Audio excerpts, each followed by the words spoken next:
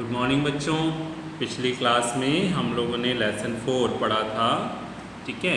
आज हम लोग लेसन 4 का हम लोगों ने क्वेश्चन आंसर भी कर लिया। आज हम लोग लेसन 5 करेंगे, ठीक है, जिसका नाम है, जो कविता है और जिसका नाम है एक बूंद। इस कविता को लिखा है अयोध्या सिंह उपाध्याय, उनका उपनाम हरिओध है। ये एक बहुत बड़े कवि थे, उन्होंने ये लिखा है और कविता के अंदर बहुत सुंदर बात बोली गई है। चलिए मैं कविता पढ़ता हूँ और आपको कविता समझाता भी हूँ। कविता का नाम क्या है? एक बूंद। बूंद मतलब, बूंद जानते हो ना, पानी की बूंद होती है, उसके बारे में। ज्यों निकलकर बादलों की गोद से थी अभी एक बूंद कुछ आगे बढ़ी। बरसात हो रही थी, वहाँ से एक बादल में से एक बूंद निकली। सोचने फिर यही जी में लगी, आह क्यों घर छोड़कर मैं यूं कढ़ी। जब बूंद निकली तो उसने जी में मतलब मन में ये सोचा और बार बार ये सोचा कि आह ओह मैं घर से क्यों कड़ी हुआ मतलब निकली, घर से क्यों निकली, बादलों में से क्यों निकली। देव मेरे भाग्य में है क्या बदा, मैं बचूंगी या मिलूंगी धूल में। हे भगवान मेरे भाग्य में क्या है, बदा मतलब क्या है, क्या बंधा हुआ है, क्या भाग्य में है कि मैं बचूंगी या मिलूंगी धूल में। मैं बचूंगी या पता नहीं मिट्टी में ना मिल जाऊं, ठीक, या जलूंगी गिर अंगारे पर किसी, चू पड़ूंगी या कमल के फूल में। उसने बोला कि पता नहीं मैं कोई आग में गिर जाऊं जिसमें मैं जल जाऊंगी, या मैं किसी कमल के फूल के ऊपर चू जाऊं, किसी कमल के फूल के ऊपर पड़ा, मुझे पता नहीं मैं कहाँ जाऊं। बह गई उस काल एक ऐसी हवा, उसी समय हवा चली, वो समंदर और आई अनमनी, वो समंदर की ओर बढ़ गई। एक सुंदर सीप का मुंह था खुला, वो उसी में जा पड़ी मोती बनी।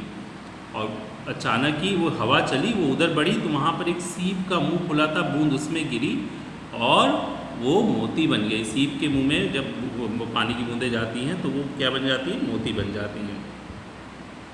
लोग यूं ही हैं झिझकते सोचते, जबकि उनको छोड़ना पड़ता है घर। जब बड़े होकर के लोग जब नौकरी वोकरी करने के लिए बाहर निकलते हैं तो यही मन में सोचते हैं मैं घर से निकला हूँ, पता नहीं क्या होगा, कैसे होगा। किंतु घर को छोड़ना अक्सर उन्हें बूंद लो कुछ और ही देता है कर। लेकिन अक्सर ऐसा होता है कि जैसे बूंद के साथ हुआ, बूंद लो मतलब समान, बूंद के समान कुछ और ही अच्छा हो जाता है। इसलिए कभी भी इंसान को अपने भाग्य के ऊपर नहीं, अपनी मेहनत के ऊपर विश्वास करना चाहिए, है ना। आप अपनी मेहनत करें और उस मेहनत के हिसाब से आगे बढ़ें, कभी भी कदम को पीछे मत डिगाएं, पीछे मत करें, है ना।